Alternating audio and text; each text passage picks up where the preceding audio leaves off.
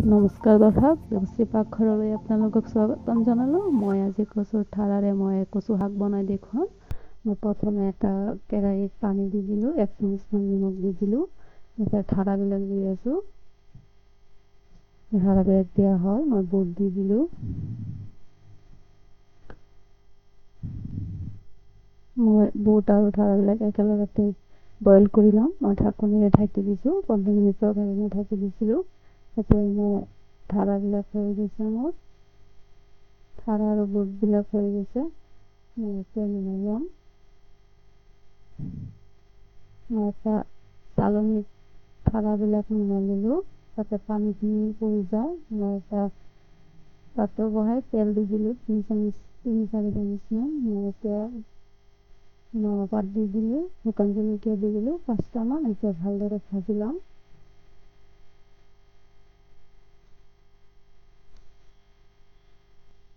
ভালদৰে ভাজি ল'ব লাগিব শুকান জলকীয়া আৰু মিঠাবিলাক।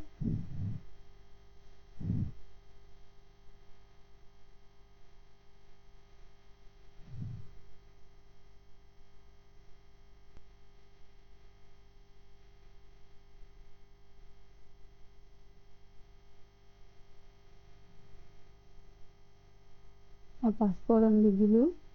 পাঁচফোৰণ দি মই অলপ ভাজি ল'ম।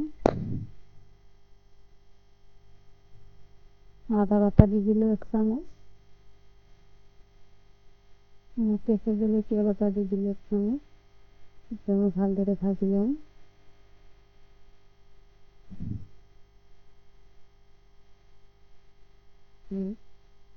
মছলাখিনি ভাজা হৈ গৈছে। মই এতিয়া দি দিলোঁ ঠাৰাবিলাক।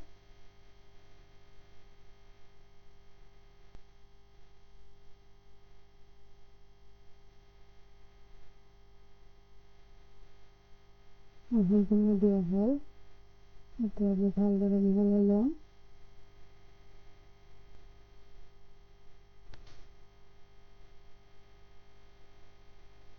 ভালদৰে মিহলাই লৈ আছোঁ।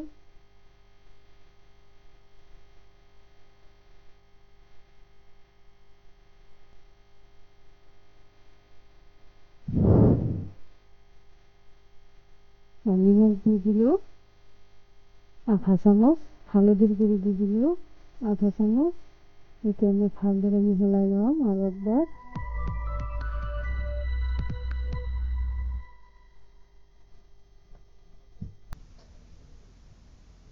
ঠাৰাৰ পানীবিলাক শুকাই যাব, ভালদৰে শুকাই ল'ব লাগিব।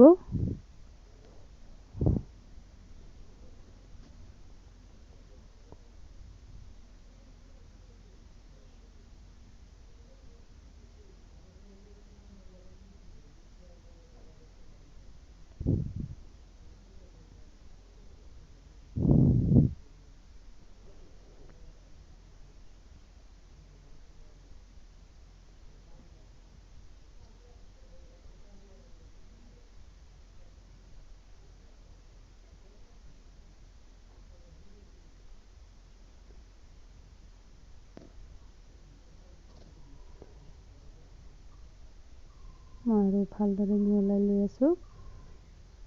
মোৰ শাকখিনি হৈ আহিছে। মই শুকান জলকীয়াৰ গুড়ি দি দিলোঁ 1/2 চামুচ। কেঁচা জলকীয়া 3-4টামান দি দিলোঁ। ভালদৰে মিহলাই লৈ আছোঁ মই।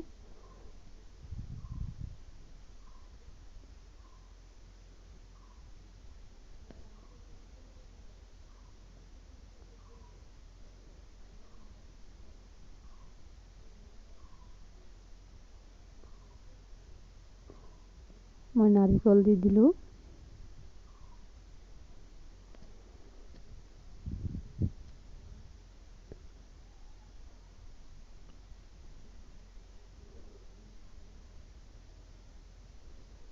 বাদাম দি দিলোঁ। এতিয়া ভালদৰে মিহলাই ল'ম নাৰিকল আৰু বাদামখিনি। ভালদৰে মিহলাই ল'ব লাগিব।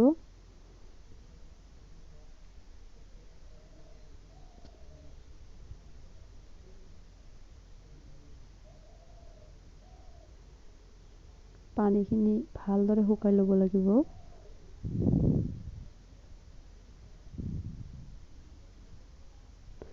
মই অলপ চেনিও দি দিছোঁ।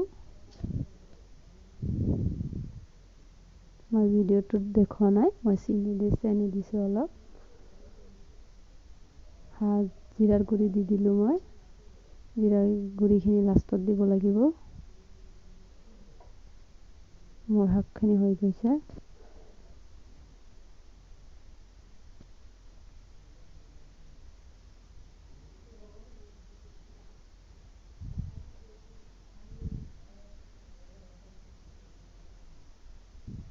শাকখিনি এতিয়া নুমাই ল'ম।